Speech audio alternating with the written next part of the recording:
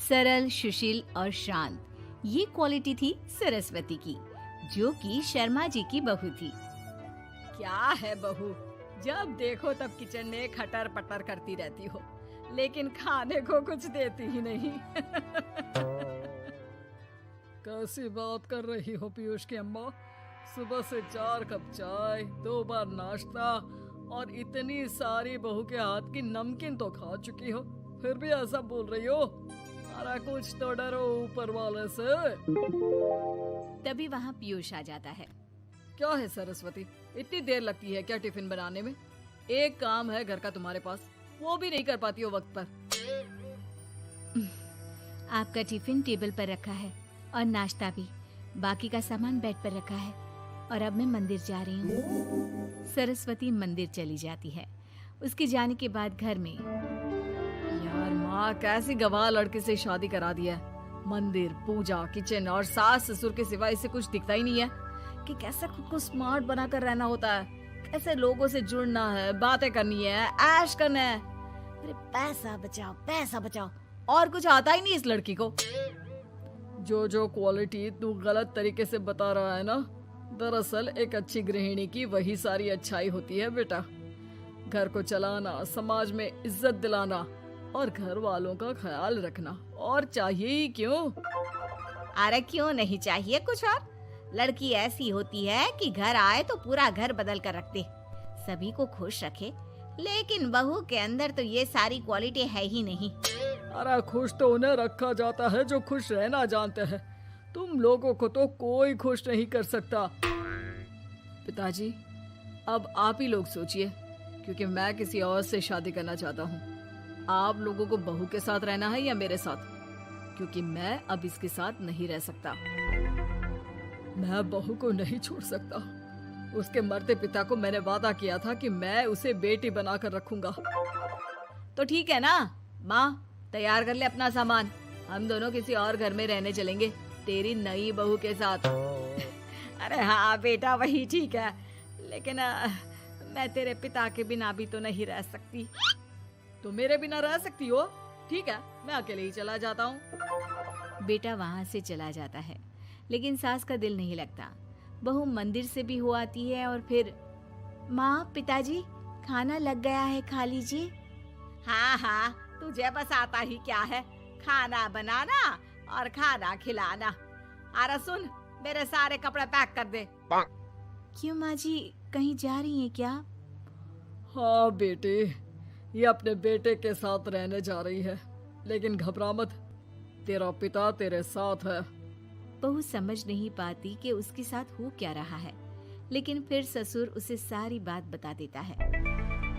बेटा, ये नई बहू कब आ रही है? मुझसे घर का काम नहीं होता। वैसे भी तेरी पहली निकम्मी बीवी ने मुझे किसी काम का नहीं छोड़ा। माँ, वो बस आने ही वाली है, और हाँ माँ, उसके आगे ना थोड़ा स्टैंडर्ड से रहना, क्योंकि वो थोड़े बड़े घर की लड़की है। उसका एक स्वैग है, स्वैग।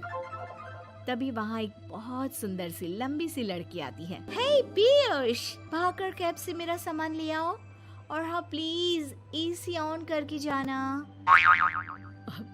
रीमा, ये मेरी माँ है।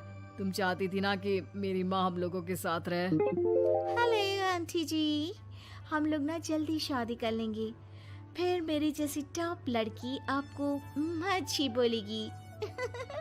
एक्साइटेड होंगी ना आप? पर नो इश्यू। पीयूष, सामान ले आओ ना, एंड आंटी आप पानी ले आइए प्लीज।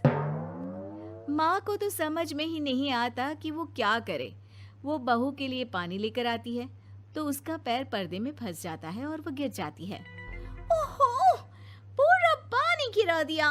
कांच का ग्लास क्यों छूती है जब हाथ पैर नहीं चलते? कितनी मुश्किल से मैंने और पीयूष ने ये गृहस्थी बनाने की कोशिश की है। अरे पर तो क्या हो गया, एक गिलास ही तो टूटा है। अपने घर में तो रोज एक तोड़ती हूँ, लेकिन मजाल है सरस्वती कुछ कहे।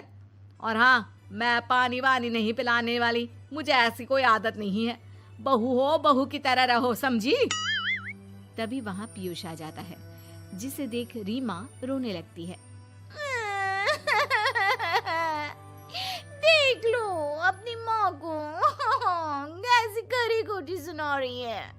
और अभी तो मैं आई हूँ, थक गई थी, बस पानी क्या मांग लिया। कह रही है बहू हो, बहू की तरह रहो।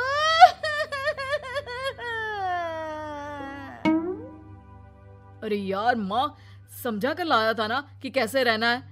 माँ ऐसा करोगी तो मैं भी नहीं रख पाऊंगा तुमको हमारे साथ। वैसे भी आप ये समझो कि रीमा ने खुद कहा था कि माँ को साथ रखना। अरे हाँ हाँ बेटा, वो सिर्फ इसलिए कि मैं घर का सारा काम करूं, बैठे बैठे इस महारानी को खाना पानी दूं। वैसे भी मैं जा रही हूँ, मुझे तो इस लड़की की शक्ल भी अच्छी नहीं लग रही। मेरी सरस्वती के आगे तो ये कुछ भी नहीं है। निकलो निकलो यहाँ से। मैंने सोचा था बिना पैसे का नौकर मिल जाएगा, लेकिन नहीं। कुछ लोगों को आदत होती है फ्री की रोटी खाने की। निकलो यहाँ से। बेहोश, धक्के मार कर निकालो इस औरत को यहाँ से। अरे ये कैसी बात बोल रही हो रीमा? ये माँ है मेरी। माना थोड़ी जिद्दी है। अरे वाह बेटा वाह, अभी भी तुझे मेरी ही गलती दिख रही है ना? कोई बात नहीं। माँ वापस घर आ जाती है। बहू, मुझे माफ कर दे बेटा, वो तो शैतान का नानी है। माँ, मैं उनके बारे में कोई बात नहीं करना चाहती। ये मेरा मायका है। अब आप लोग मेरे माता पिता। मैं हमेशा यहीं रहकर आप लोगों की सेवा करूंगी। नहीं नहीं बेटा, हम करेंगे तेरी शादी किसी अच्छे लड़के से। अरे कोई जरूरत नहीं है, मैं देख कर आई हूँ जो हालत है ना पीयूष की, वहाँ नहीं टिकने वाला ज्यादा दिन। ना टिके वो उसकी मर्जी, लेकिन मेरी बेटी इतनी गई गुजरी नहीं है जो उसे कभी भी छोड़ो और कभी भी वापस आ जाओ तो वो तुम्हें अपना ले। अब ज्यादा ही हो रहा है आपका। माना मैंने गलत किया बहू के साथ, लेकिन वो उसका पति है। और फिर कहावत है ना, सुबह का भूला शाम को वापस आ जाए तो उसे भूला नहीं कहते। तभी वहाँ पीयूष आ जाता है। माँ, वो भूला आ गया। मुझे माफ कर दो सरस्वती के जिस गुण को मैं सही नहीं मानता था। दरअसल जीवन को सही तरीके से जीने के लिए वही गुण होने चाहिए। मुझे माफ कर दो सरस्वती। मैं आज के बाद तुम्हें और पापा को छोड़कर कहीं नहीं जाऊंगा। और मुझे भी बेटा। बेटा जहन्नुम में भी जाए तो उसके साथ रहने को तैयार हो जाए, वही तो माँ होती है। मुझे माफ कर दो माँ।